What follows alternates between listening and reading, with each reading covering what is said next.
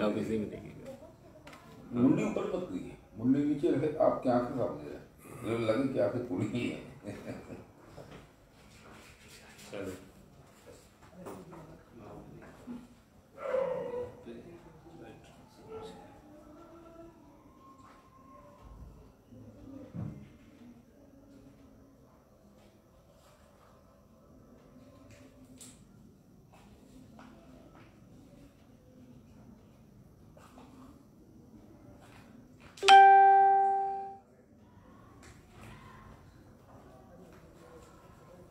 Start करें? अब वहीं पे देखिएगा आप। स्टार्ट करें? अभी नहीं। हाथ बताना, हिंट करना।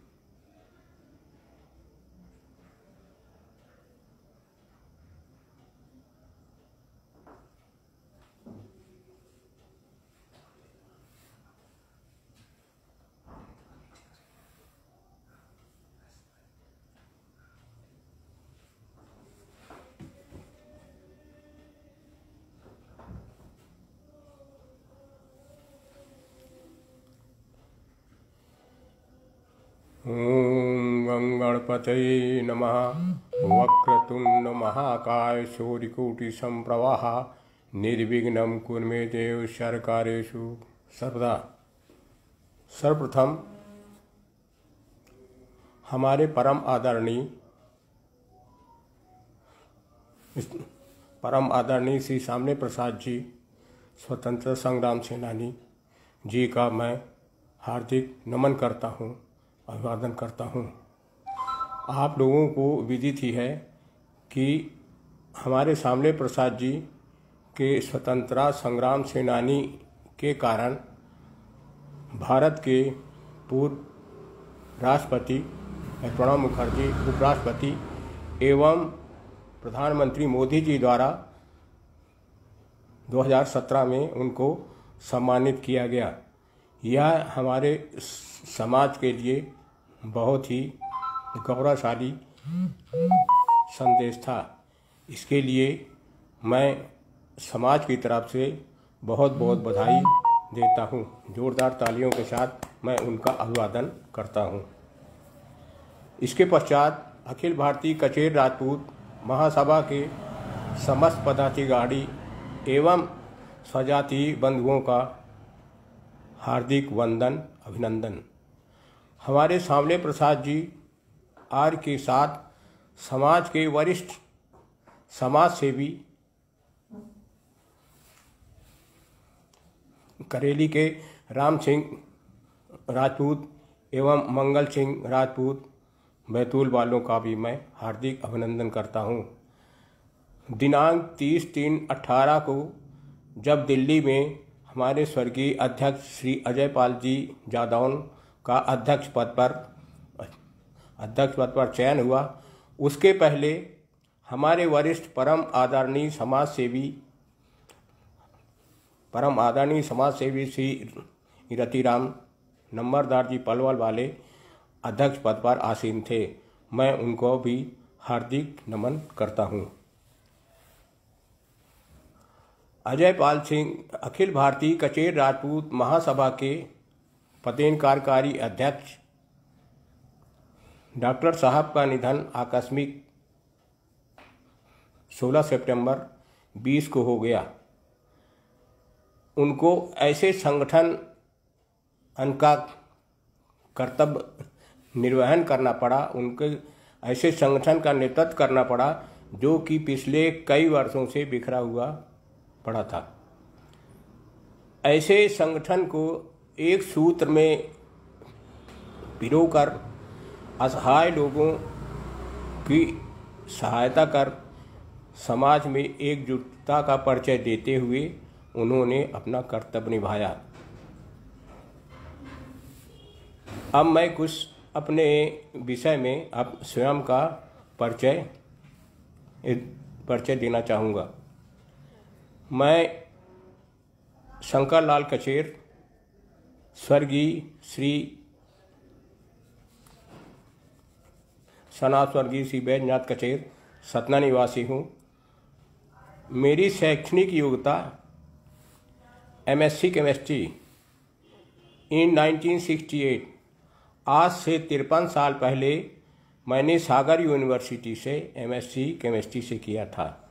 उस समय शिक्षा का प्रचार प्रसार नाम मात्र के लिए था और मैं समाज का एक इकलौता मेरी जानकारी के अनुसार उस समय इस मुकाम तक पहुंचने में समाज के कुछ सदस्य अगर रहे भी होंगे तो उसकी मेरे को जानकारी नहीं है।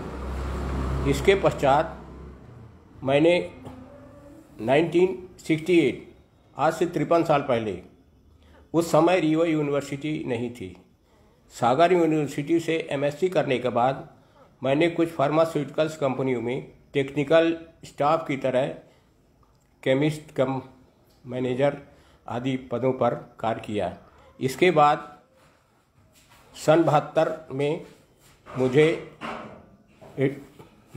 Drugs controller food and drugs controller Madhya Pradesh Bhopal से मैन्युफैक्चरिंग केमिस्ट, एनालिटिकल केमिस्ट और फार्मासिस्ट का लाइसेंस मिला, जिसके माध्यम से आज तक मेरा सुचारू से कार्य चल रहा है। ये फार्मास्यूटिकल्स लाइन के ये लाइसेंस मेरी जानकारी के अनुसार मेरे समाज का में ये पहला विषय था जो कि कचेर समाज की तरफ से एक कैंडिडेट वहाँ फार्मास्यूटिकल्स की लाइन में आया। मैन्युफैक्चरिंग केमिस्ट, एनालिटिकल केमिस्ट, ये ऊपर के दो जो भी लाइसेंसेस हैं, इनका उपयोग किसी भी दवाई कंपनी को मैन्युफैक्चरिंग का लाइसेंस मिलने के साथ किया जाता है। यदि किसी दवाई कंपनी को मैन्युफैक्चरिंग लाइसेंस अगर लेना है, उसके लिए उसको ये दो केमिस्ट, एनालिटिकल केमिस्ट और फार्मा और मैन्युफैक्चरिंग केमिस्ट की आवश्यकता पड़ती है। मैन्युफैक्चरिंग केमिस्ट मेन केमिस्ट होता है और एनालिटिकल केमिस्ट होता है जो कि दवाई बनाने में जो भी रॉ मटेरियल आता है उसकी टेस्टिंग करना और बाद में जो फिनिश प्रोडक्ट हो जाता है उसकी टेस्टिंग करना, और इसका वेरिफिकेशन इसको वेरीफाइड मैन्युफैक्चरिंग केमिस्ट करता है। इस तरह से दवाई कंपनियों का कार्य सुचारू रूप से चलता है। वह दवाई कंपनी इन दोनों केमिस्टों के आधार पर ही चलती है। अगर इनमें से कोई भी एक केमिस्ट अगर कंपनी से रिजाइन कर देगा तो उसका लाइसेंस खत्म हो जाएगा। ये मैन्युफैक्चरिंग जो सेक्शंस होता है, इसके दो ग्रुप होते हैं, एक बायोलॉजिकल और एक non biological. That is the technical points. Non biological group के अंडर में टैबलेट एंड सिरप सेक्शन आता है। बायोलॉजिकल ग्रुप में एंटीबायोटिक एंड इंजेक्शंस आते हैं। हमारे पास जो लाइसेंस है नॉन बायोलॉजिकल ग्रुप्स का है, जिसके माध्यम से मैंने कुछ कंपनियों में टैबलेट फार्मेशन, टैबलेट बनाना, उसकी रॉ मटेरियल टेस्टिंग और उसके मार्केट, इस तरह के मैंने काम किए। और जो तीसरा जो लाइसेंस है फार्मासिस्ट, ये आज के परिवेश में बिल्कुल जनरल हो गया है। फार्मासिस्ट का जो लाइसेंस है, जो दवाई बेचते हैं उनके यहाँ उपयोग होता है।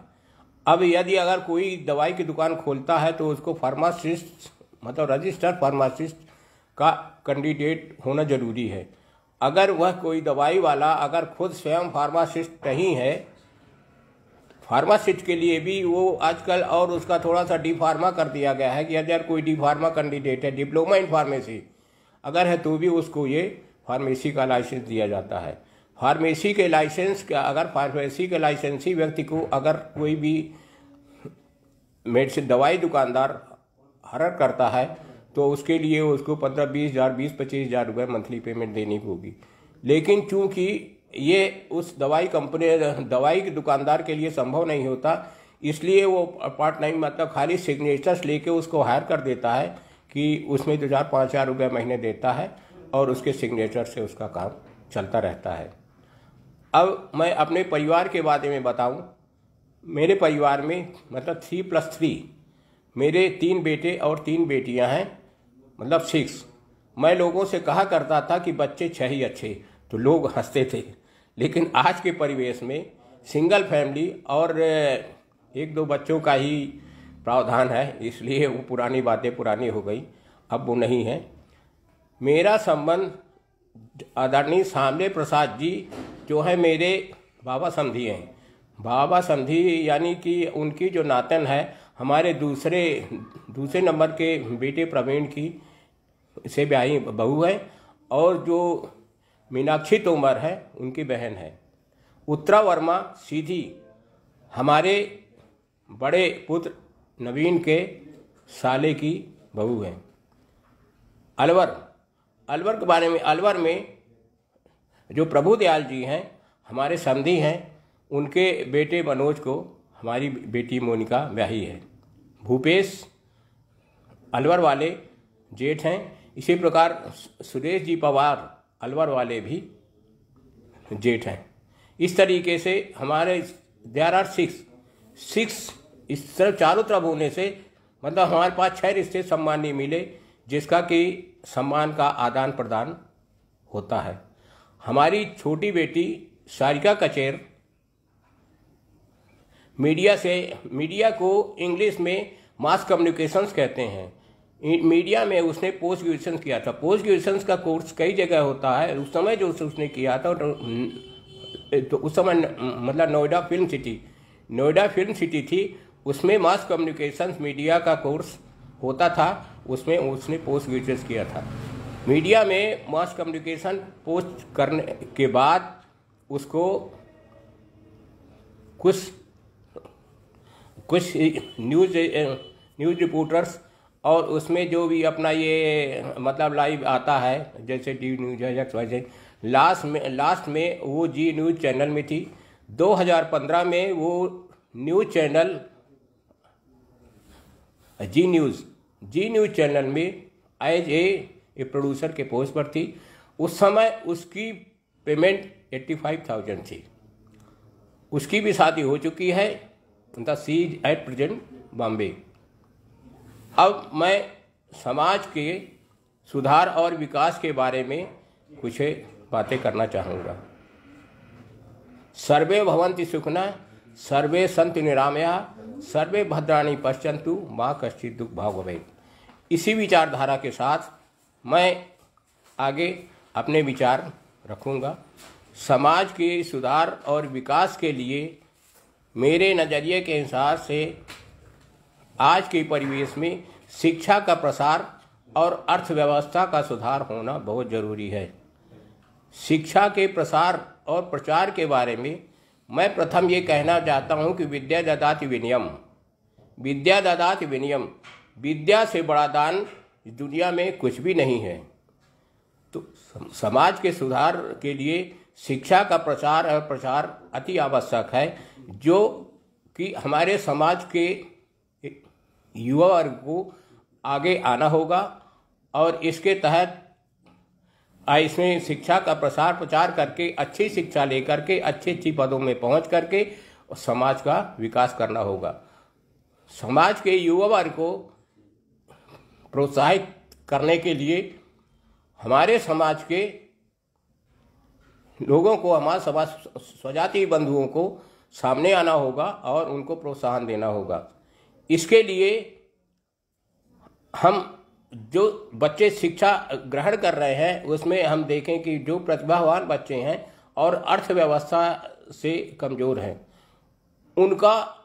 उनको हमको भरपूर सहयोग देना पड़ेगा, जिससे वो आगे चलकर अच्छी शिक्षा ग्रहण करना चाहिए। आज से बहुत पहले सन 60 के दशक में शिक्षा का प्रसार और प्रचार बहुत कम था। उस समय खाली जो शिक्षा होती थी, आदमी शिक्षा, जो भी विद्यार्थी रहता था, शिक्षा ग्रहण करने के बाद ज़्यादा बाबू और शिक्षक दो ही पोस्ट में 90% उसका इन्वॉल्वमेंट रहता था। उसके आगे फिर वो ज़्यादा उसकी सोच ही नहीं थी, क्योंकि शिक्षा और प्रसार का नहीं। लेकिन आज के बदलते परिवेश में ये there are so many options, unlimited. आज के परिवेश में इतनी शिक्षा के प्रचार प्रसार में अनलिमिटेड चांसेस हैं। आप किसी भी क्षेत्र में IPS, IAS, medicals, MBBS, engineering, net, XYZ कुछ भी, अब आपका एयर इंडिया है, मर्चेंट नेवी है, इस तरीके से एक नहीं हजारों विकल्प हैं। लेकिन ये हजारों विकल्प का रास्ता कहाँ से खुलता है? After twelfth. हमारे सर्वे रिपोर्ट के अनुसार जो मेरा मानना है कि 80% बच्चे 10वीं तक पहुँच पाते हैं। उसके बाद 90% बच्चे जो हमारे समाज के हैं 12वीं के बाद फ्लॉप हो जाते हैं। अब बचे केवल 10%। अब जो 10% बच्चे क्रीमी लेयर के बचे, उनकी अगर दृढ़ शक्ति है, दृढ़ इच्छा है और लगन है और वो आगे बढ़ना चाहते हैं, उनको आगे मौका मिलना चाहिए। आज के परिवेश में शिक्षा बहुत ही कठिन हो गई है। IIT बॉम्बे, IIT रुड़की या दिल्ली यूनिवर्सिटीज़ में जो कट ऑफ है वो 98% तक पहुंच गया है। 98% तक, यानी कि जो विद्यार्थी 98% से जिसके मार्क्स कम है उसका एडमिशन नहीं होगा। तो इस विचारधारा, इस सोच को देखते हुए हमको विद्यार्थियों का ये सिलेक्शन समाज के करना पड़ेगा कि ये किस तरीके से इन विद्यार्थियों की तरक्की हो। इसके लिए हमको समाज के तहसील प्लेस और इकाई प्लेस में, जैसा कि हमारे महासभा की इकाइयों का गठन हुआ है, उसमें जो तहसील और जिले के जो समाज सेवी हैं उनको भरपूर प्रोत्साहन दें और शिक्षा के लिए उनको ये प्रेरित करें कि वो आगे चल के समाज के कल्याण के लिए, उनका भविष्य समाज का एक भविष्य है, उनको एक अच्छा प्लेटफार्म मिल गया है, उसको आगे बढ़ाने की ज़रूरत है। आज समाज की जो स्थिति है वो पहले से बहुत ही भिन्न है। हमारे समाज के वरिष्ठ समाज सेवियों ने बहुत अच्छा प्लेटफार्म दे दिया है, जो कि युवा वर्ग को आगे बढ़ने के लिए बहुत ही अच्छा मौका है। इसमें भी अब देखिए कुछ सकारात्मक सोच वाले भी होना चाहिए। सकारात्मक सोच और सकारात्मक विचारधारा वाले ही जो विद्यार्थी हैं वही सफलता है, क्योंकि सकारात्मक सोच और अच्छे विचार से ही सफलता का आधार है। इसके लिए हमें जिले और तहसील प्लेसेस में कुछ गाइडेंस कोचिंग टाइप की कुछ ऐसा सिस्टम बनाना होगा कि हम बच्चों को अटल क्या करें इसकी जानकारी हो और किस लाइन में जा करके उनको इसको, और इन बच्चों को उस पर कोई भी ज़बरदस्ती ऐसा प्रभाव नहीं डालना है कि नहीं आपको यही करना है। बच्चे की जिस क्षेत्र में जो भी इच्छा हो, इस जो क्षेत्र में उसकी लगन होगा, उसे में उसको ज़्यादा एडवांटेज मिलेगा, ज़्यादा तरक्की होगी। इसलिए उसके प्रतिभा के अनुकूल उसको चांस देना चाहिए और माता पिता को भी भरपूर उसमें सहयोग देना चाहिए। आपने देखिए मध्य प्रदेश के अलावा भोपाल, ये बिहार जो है, बिहार को आप लोग बहुत ही वैसे स्टेट के हिसाब से देखते हैं कि प्रांत अच्छा नहीं है, लेकिन ये आपको मालूम होना चाहिए कि बिहार शिक्षा के मामले में बहुत ही प्रगतिशील है। एक बहुत ज़माने पहले जब लाइट की व्यवस्था नहीं हुआ करती थी, तो एक सासाराम रेलवे प्लेटफार्म है। सासाराम के आसपास के जो गांव के बच्चे हैं या आसपास के जो नज़दीक बच्चे हैं जिनको लाइट की अव्यवस्था के कारण पढ़ने में दिक्कत होती थी, वो प्लेटफार्म में आते थे, क्योंकि रेलवे के प्लेटफार्म की लाइट हमेशा रहती थी। वहाँ आकर के बच्चे, कोई ज़रूरी नहीं है कि एक 10th क्लास के ही सब बच्चे आ रहे हैं, 10th क्लास का, 12th क्लास का, 8th क्लास का, कुछ बच्चे वहाँ आते थे और सामूहिक आपस में डिस्कशन करते हुए और शिक्षा ग्रहण करते थे। उसका परिणाम ये हुआ कि कुछ आगे चल के बहुत अच्छी पोस्ट में गए।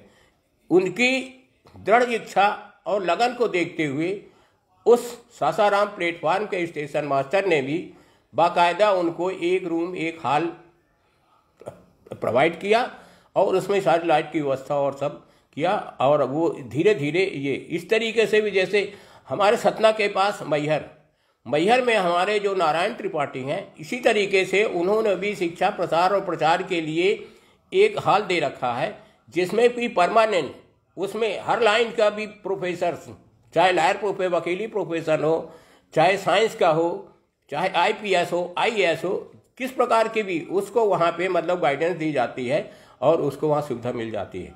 ये बहुत बड़ी बात है। और इस तरीके से छोटे स्तर में भी यदि हम अपने समाज के बच्चों के लिए थोड़ा गाइडेंस का अगर प्रावधान रखें तो हमारा युवा वर्ग बहुत अच्छी तरीके से समाज को आगे बढ़ाने में सहयोग दे सकता है। अब सोच लीजिए कि समाज में सकारात्मक सोच और नकारात्मक सोच की भी कुछ लोग, सकारात्मक सोच तो अच्छी है लेकिन कुछ नकारात्मक सोच वाले भी कुछ ऐसे हैं जिनको कि सकारात्मक सोच से एलर्जी है। और मैं कहता हूं कि वो नकारात्मक सोच वालों को अपनी सोच सकारात्मक करते हुए समाज के लोगों के साथ कंधा से कंधा मिला के समाज को आगे बढ़ाने में सहयोग देना चाहिए। नकारात्मक सोच वालों को तो हम यही कह सकते हैं कि बर्बाद गुलिस्ता करने को एक ही उल्लू काफ़ी है। हर साख में उल्लू बैठा हो, बर्बाद गुलिस्ता क्या होगा, अंजाम गुलिस्ता क्या होगा। इस तरीके से निगेटिव सोच वालों को अपनी सोच बदल के सकारात्मक सोच के साथ संगठन के साथ मिल करके और समाज को प्रगति पथ पर आने के लिए योगदान देना चाहिए। अब हम आते हैं इसके बाद अर्थव्यवस्था में। अर्थव्यवस्था के पहले ये समाज में कुछ अभी ये बात चली थी कि जैसे शिक्षा के प्रसार और प्रचार में, शिक्षा के प्रचार और प्रसार में हमको बेटे और बेटियों इनमें किसी भी प्रकार का कोई भी भिन्नता नहीं लाना है। इनको बेटा बेटी एक समान, इस तरीके का विचार करते हुए हमारे बेटे बेटियों को बराबर शिक्षा के लिए प्रोत्साहन देना है और उनको शिक्षा को माध्यम से आगे बढ़ाना है। लेकिन अभी कुछ दिन पहले व्हाट्सएप में एक मैसेज आया था कि हमारे समाज में 30-35 साल तक के बेटे बेटियां अभी भी अविवाहित हैं। इसका कारण क्या है? इसका कारण हमारे समाज की सोच है कि लड़का, किसी की बेटा है बेटी है, मान लीजिए उसने बेटे को क्या किया, थोड़ा सा भी दुकान चलती है क्या है उसमें उसको बैठा दिया। अब जिस बच्चे को आपने दुकानें बैठा दिया और जब दुकानें बैठने के मतलब थोड़ा सा उसको पैसे की लालच आएगी, और जब पैसे की लालच आएगी ऐसा बच्चा कभी नहीं पढ़ेगा, तो बच्चा तो उसमें निगेटिव पॉइंट में चला गया। अब आगे पढ़ना, उसका परिणाम ये होता है कि 10वीं तक गया, 12वीं तक गया, उसके बाद पढ़ा नहीं। बेटी के बारे में आपके ख्याल आते हैं कि भाई ये पराए घर जाना है और इसको क्या है कि थोड़ा सा पढ़ना चाहिए और कल इसको क्या है कि शायद भविष्य में कुछ काम आ सके। अब 30-35 साल के बच्चे हैं, हमको कहीं ना कहीं कंप्रोमाइज़ करना पड़ेगी। आज के परिवेश में हम देख रहे हैं कि हमारे बेटे बेटियों में बच्चियां जो हैं आगे पढ़ के अच्छी पोस्ट में पहुंच रही हैं और जो लड़कों का जो परसेंटेज है कम होता चला जा रहा है। अब इस स्थिति में आप यदि अपनी बेटी का रिश्ता कहीं करेंगे तो स्वाभाविक है कि जो अपनी बेटी का रिश्ता करता अपने से ऊंचे ही जाता है, क्योंकि ये प्रकृति का नियम है कि जो लड़का वाला है बेटी अपने से छोटे घर से लाता है और जो लड़की वाला है अपने से कुछ बड़े घर में बेटी देने की कोशिश करता है। ये मैं नहीं कह रहा हूँ, ये प्रकृति का नियम है। तो जब आप एक पढ़ी लिखी और समझदार बेटी को, शिक्षित बेटी का विवाह के लिए कहीं समाज में जाएंगे तो आपको उसके लिए अच्छा लड़का चाहिए।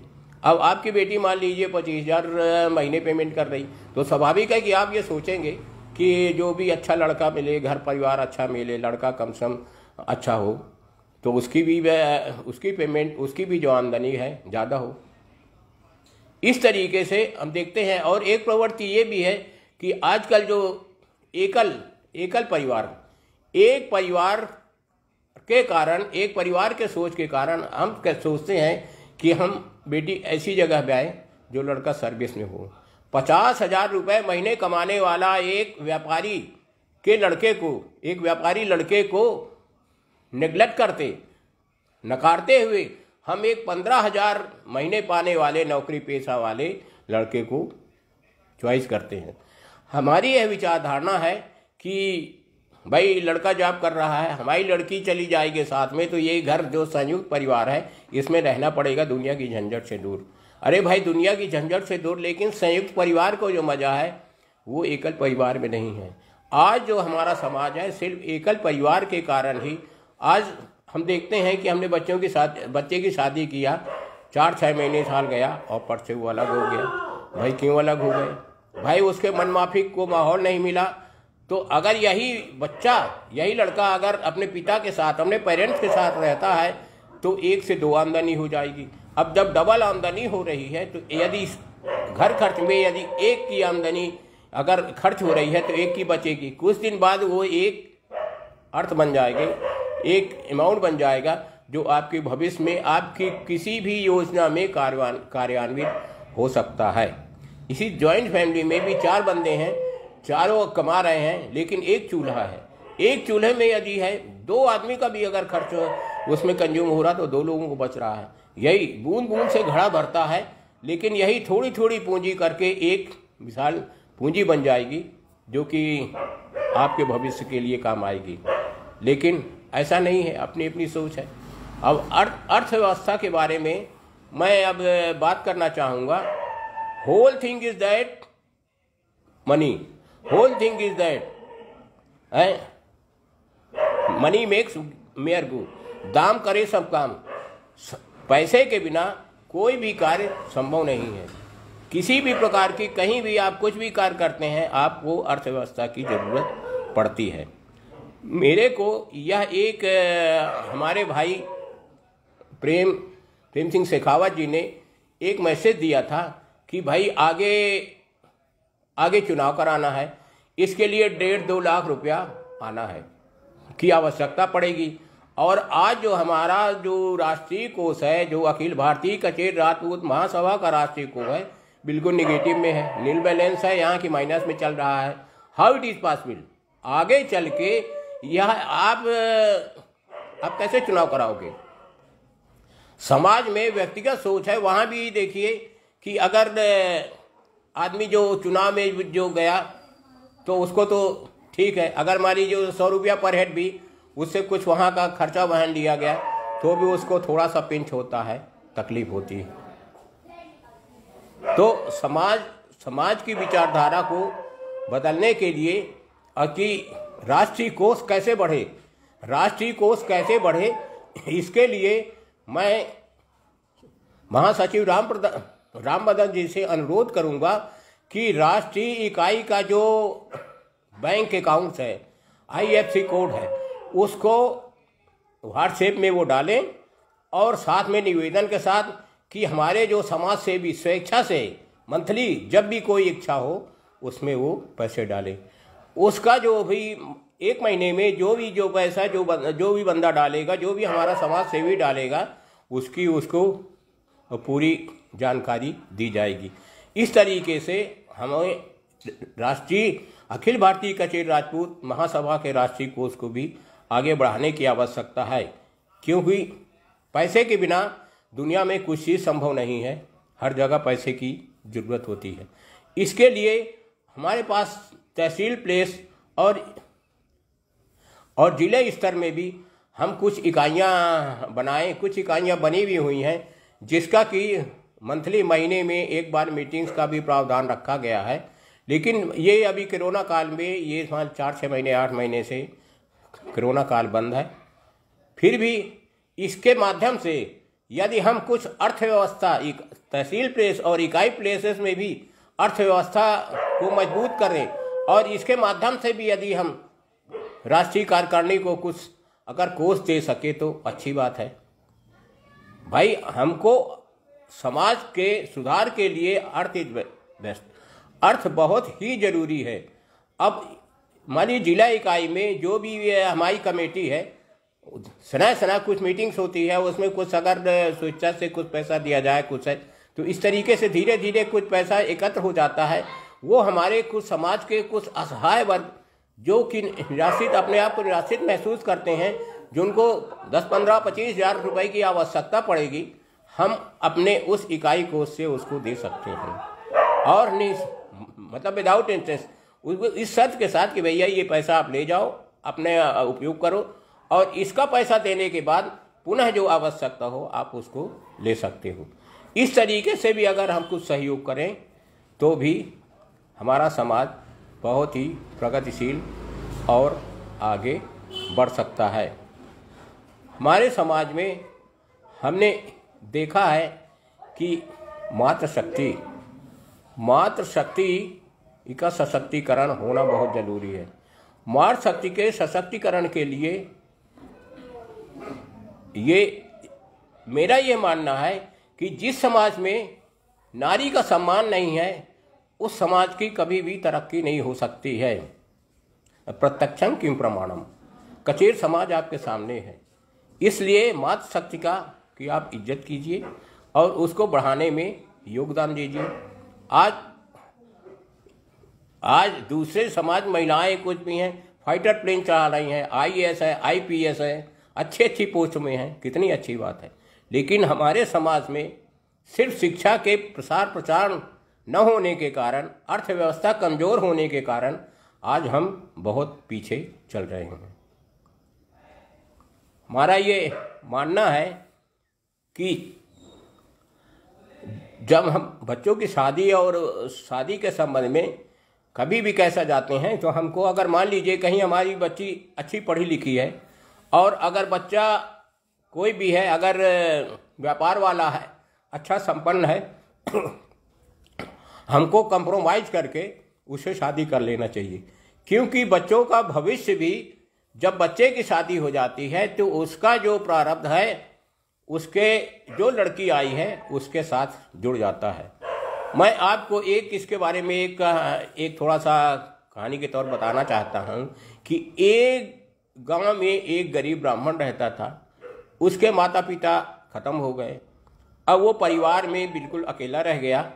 उसकी बहुत ही मात्र इनकम थी, बहुत पुरानी बात है, बहुत जमाने की, उसकी मात्र इनकम 1 रुपये थी।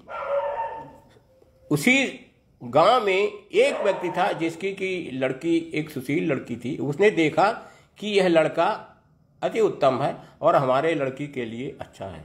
उसने उसको अपनी बेटी की शादी के लिए ऑफर किया, लेकिन उसने कहा कि देखो भाई, ऐसा है कि मेरी इनकम सिर्फ 1 रुपये है और मैं इससे उसका कैसे भरा। नहीं भाई, कुछ भी इनकम हो, कुछ भी हो, मैं आपके लड़के से शादी करना, आपसे शादी करना है। ठीक है, शादी की बात तय हो गई, उसकी इनकम बढ़ गई। अब इनकम बढ़ गई तो वो फिर उसने पूछा ज्योतिष से कि क्यों भाई, अभी तो मेरी इनकम 1 रुपये थी, अब 11 रुपये हो गई। तो उन्होंने कहा कि भाई कुछ कारण तो है, आखिर वजह क्या है। उन्होंने कहा कि मेरा रिश्ता एक लड़की से तय हो गया है। अच्छा, ऐसी बात है। फिर उसकी शादी हो गई। जब शादी हो गई तो वो 11 रुपये से उसकी 21 रुपये इनकम हो गई। देखिए, तो इसके हिसाब से जिस तरीके से जब दोनों की अब मतलब दोनों का भाग टकरा गया ना, तो अपने आप चलता रहा। फिर उसके बच्चे हो गए तो उसकी इनकम 31 हो गई। इस तरीके से मेरा ये कहना है कि शादी के बाद भी बच्चों का भविष्य बदलता है और उसके अनुसार से ऐसा है, कहीं भी शादी ब्याह में कंप्रोमाइज हमको करना चाहिए। अगर हमारा बहुत हर बच्चा भी, लड़का भी पढ़ा लिखा है और लड़की कम पढ़ी लिखी सुशील मिल रही है, तो भी हमको उससे शादी करना चाहिए।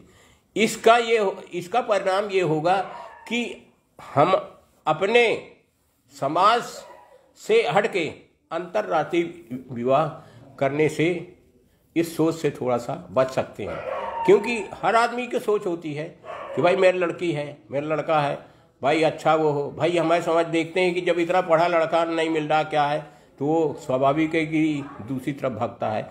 लेकिन अब ये मान चलो कि अर्थव्यवस्था वाली बात में हमको पानी पीना है, लेकिन पानी पीना तो हमको पानी चाहिए ना, लेकिन ओट्स चाटने से प्यास नहीं बुझती, हमको पानी ही चाहिए। इसलिए कोई भी कार्य करना है तो हमको उसमें अर्थव्यवस्था की ज़रूरत पड़ती है। अब रही संस्कार की बात, अब बच्चों में संस्कार घर से ही आता है।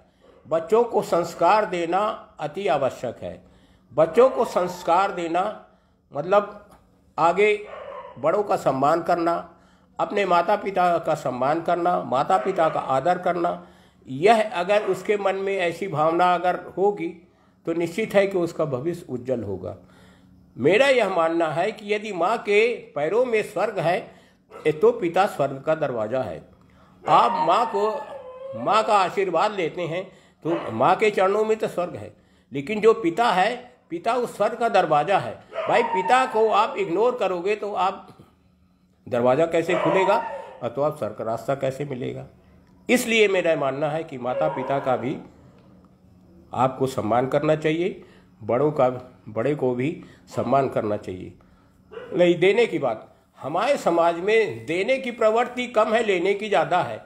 अब देने की प्रवृत्ति में आप यह मान के चलिए कि देने से जो कुछ भी आप देंगे, आप दूसरे को सम्मान दे रहे हैं तो आपको उससे डेढ़ा सवाया सम्मान मिलेगा।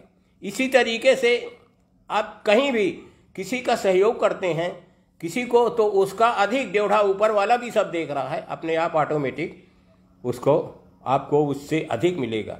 इसलिए मेरा ये है कि दिल खोल करके समाज सेवा के लिए अर्थ का दान कीजिए, अर्थ देने की कोशिश कीजिए।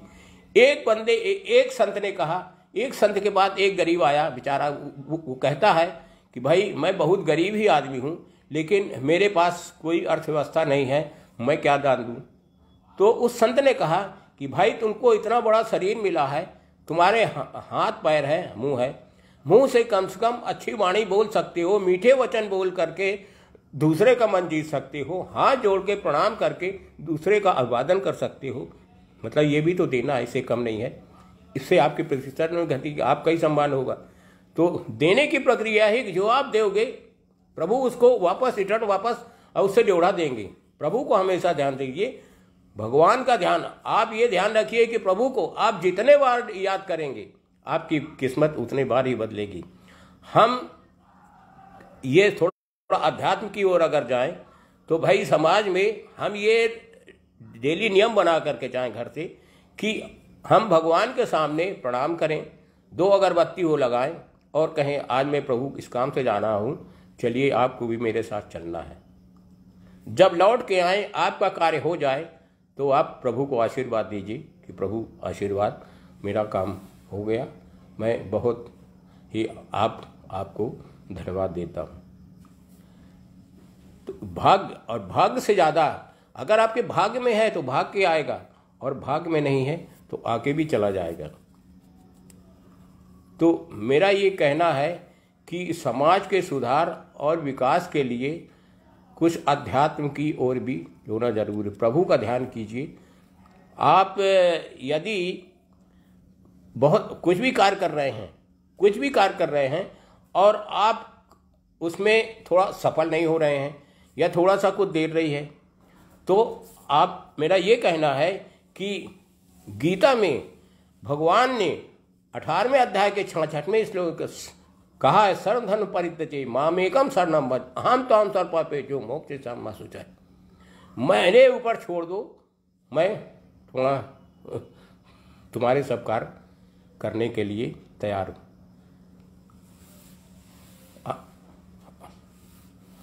मंत्रम अक्षरम नास्ति, नास्ति मूलम औषधम अयोग्य पुरुषः नास्ति दुर्भस्त योजिता दुर्बल। इसका मतलब ये हुआ कि कोई भी अक्षर ऐसा नहीं है जो कि मंत्र में उपयोग ना हुआ हो, कोई भी ऐसा मूल, ऐसा जड़ नहीं है, प्रकृति औषधि, कोई भी जड़, कोई भी पौधे की जड़ है, कोई मूल है, ऐसी नहीं है जो कि औषधि में उपयोग ना हुई हो। कोई भी पुरुष अयोग नहीं है, कोई भी पुरुष अयोग्य नहीं है, उसको नियोजित करने वाला ही दुर्लभ है। तो इसलिए सामने वाला जैसा भी जो है उसको किस तरीके से हमको उपयोग करना है उस पर हमको विचार करना है। अब समाज संस्कार, अब समाज के विकास और प्रचार की बात हो गई। अब इसमें आप आगे चल के हमको अपनी सोच बदलना पड़ेगा। सबसे ज़्यादा अर्थव्यवस्था सुधार। मुझे यह प्रेम भाई की बातों के सोच करके बड़ा दुख हुआ कि भाई देखिए, राष्ट्र कार्य करनी है लेकिन उसके पास कोष नहीं है। राष्ट्रीय कार्य करनी है लेकिन उसके पास कोई कोष नहीं है। यह मेरी व्यक्तिगत सोच है, मेरे को अच्छा नहीं लगा। इसलिए मैं समाज के सामाजिक बंधुओं को यह निवेदन करना चाहता हूँ कि यथा उचित जो भी जिससे हो, मतलब सहयोग वाला प्रक्रिया अपनाइए। अपने जिले में, तहसील स्तर में समाज को उठाने के लिए कार्यक्रम कीजिए। राष्ट्रीय इकाई कार्यकारिणी को कुछ करिए। आगे व्हाट्सएप में एक मैसेज आया था कि भाई जो आजीवन सदस्य हैं उनकी सदस्यता फीस 1100 रुपये है, इसको 200 रुपये कर दिया जाए या 500 रुपये कर दी जाए। भाई क्यों कर दिया जाए? आप सोचिए कि यदि 1100 रुपये आजीवन सदस्यता के हिसाब से यदि हमने 10 सदस्य बनाए तो कितना हुआ? 11,000। 200 रुपये फीस देने में हमको कितने सदस्य बनाना पड़ेगा उस 11,000? 55 सदस्य। कितनी गंदी बात है। इसी प्रकार उस 11,000 प्राप्त करने के लिए आप 500 रुपये सदस्य बनाएंगे तो भी 11 तो नहीं 22, आपको 22 सदस्य बनाने पड़ेंगे। तो ये समाज की सोच है, समाज की निगेटिव सोच है, जो कि समाज को बढ़ावा देने के लिए कोई भी आगे हाथ बढ़ाना ही चाहिए। अरे भाई दिल रखिए, दिल से बड़ा कुछ नहीं है। ये मन की सोच है, दिल वालों की बात है। भाई आप दिल उदार रखेंगे, भगवान भी आपको उदार करेगा, इसमें कोई बात नहीं। यदि आप कोई कार्य अगर कर रहे हैं, भगवान से आप निवेदन कर रहे हैं और भगवान आपके कार्य में थोड़ा देरी हो रही है, इसका कारण यह है कि भगवान आपकी प्रार्थना को सुन रहा है और उसको बड़ा अच्छा लग रहा है। तो वो जो आपकी प्रार्थना है, जो आप उनसे निवेदन कर रहे हैं, जो भी उनसे प्रार्थना कर रहे हैं, जो भी भक्ति भाव दे रहे हैं, वह उनको अच्छा लग रहा है। तो उनका यह सोचना है प्रभु का कि भाई मैं अगर इसका कार्य थोड़ा सा और लेट कर दूं तो मेरे को ये भक्ति भाव जो है कुछ मिलेगा, इसका मैं और प्रसन्न हो के आपको तो कार्य मतलब भगवान को करना ही है, लेकिन थोड़ा सा अगर कोई देरी करे तो इसमें आपको पेशेंस नहीं होना चाहिए। अरे मैंने भगवान को इतना पूजा और उन्होंने कुछ नहीं किया, ये अच्छा नहीं है। मैं इसके भी बारे में आपको एक उदाहरण देना चाहता हूँ कि एक सेठ जी थे, उनके दरवाजे पे एक भिखारी आया जो कि मतलब रोटी मांगता था और बहुत सुंदर भगवान के भजन गाता था, बहुत सुंदर भगवान के भजन गाता था। तो जो सेठ जी की जो सेठानी थी वह अंदर से रोटी लेके आई और रास्ते में रुक गई और कहती है, यहाँ से आवाज़ लगाती है, आ रही हूँ आ रही हूँ आ रही हूँ। सेठ भी सुना कि यार 2-4 मिनट हो गया, ये सेठनी रोटी लिए हाथ में और उसको देने नहीं जा रही है। तो उसने कहा कि देखो भाई, वो जो मांग रहा है भिखारी, मेरे को तो रोटी देना है, लेकिन उसने जो भजन गा रहा है, भजन मेरे को इतना प्रिय लग रहा है कि यदि मैं जिसे रोटी दे दूंगी वो भजन गाना बंद कर देगा और आगे चला जाएगा। इसी तरीके से मेरा मानना है कि थोड़ा सा प्रभु के ऊपर भी आप आश्रित हुइए। कोई भी आपकी समस्या है आप प्रभु को अर्पण कर दीजिए, भगवान उसको सफल करेगा ही। हमारा जो आज का जीवन है, हम पुराने प्रारब्ध के हिसाब से जी रहे हैं। जो हमारे पूर्वजन के प्रारब्ध थे, जो हमारे कर्म थे, उसी के अनुसार हमको आज अपना जीवन मिल रहा। हानि लाभ जीवन जस अभ्यस विधि हान, ये सब प्रभु के हाथ में है। प्रभु ने जब हमको जन्म दिया, उसी समय हमारे प्रारब्ध के अनुसार से हमारी लाइफ सेट कर दी कि आपको क्या करना होगा, आपको कितनी इनकम होगी, क्या है। देखिए भाग्य और कर्म दोनों एक साथ हैं। आप कर्म करेंगे तो भाग्य अगर आपका साथ दे रहा है तो आप तेजी से बढ़ेंगे। भाग्य आप साथ नहीं दे रहा है तो कर्म करते हुए आप मोहताज नहीं होंगे। इसलिए आप प्रभु का ध्यान कीजिए, प्रभु का मनन कीजिए, अर्थव्यवस्था में सुधार कीजिए, देने की प्रक्रिया सोचिए। देने के लिए मैंने आपको बताया कि आप सामने वाले को आप अगर सम्मान देंगे आपको अधिक सम्मान देगा। देने वाले के लिए है कि आप स्वेच्छा से मन से दिया हुआ दान, भगवान भी प्रसन्न होंगे और समाज का भी कल्याण होगा। इस तारतम्य में मैं इस माध्यम से, आज के लाइव माध्यम से मैं अखिल भारतीय कचेरा राजपूत महासभा की कार्यकारिणी को 11,000 रुपये सहयोग राशि देने की सूचना देता हूं, जो कि हमारे राम बदन जी अकाउंट्स डाल देंगे। उसमें मैं 11,000 रुपये डाल, मेरे को ये मेरी आत्मा करा गई कि एक राष्ट्रीय कार्यकारिणी और उसके पास पैसा कुछ नहीं है। Whole thing is that money makes mare go. सबको सबसे बड़ा रुपया, पैसे के बिना जीवन में कुछ भी नहीं है। और आज मैं इस लाइव के माध्यम से मैंने जो संदेश दिया है, अगर किसी प्रकार के किसी भी हमारे सामाजिक बंधुओं को कोई आपत्ति हो, किसी को बुरा लगा हो तो हमें क्षमा करेंगे। बहुत बहुत धन्यवाद।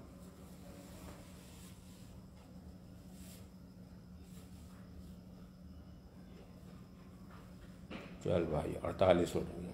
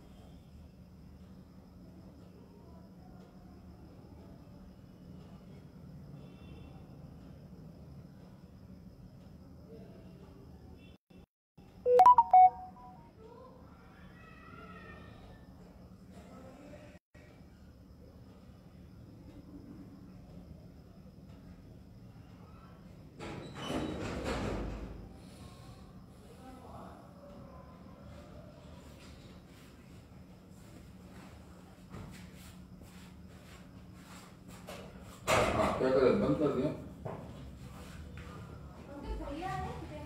बंद करवा दें, बंद करो। हाँ वो बंद करो, वो बंद कर दो। वो 10 मिनट बोला था ना, बंद करो।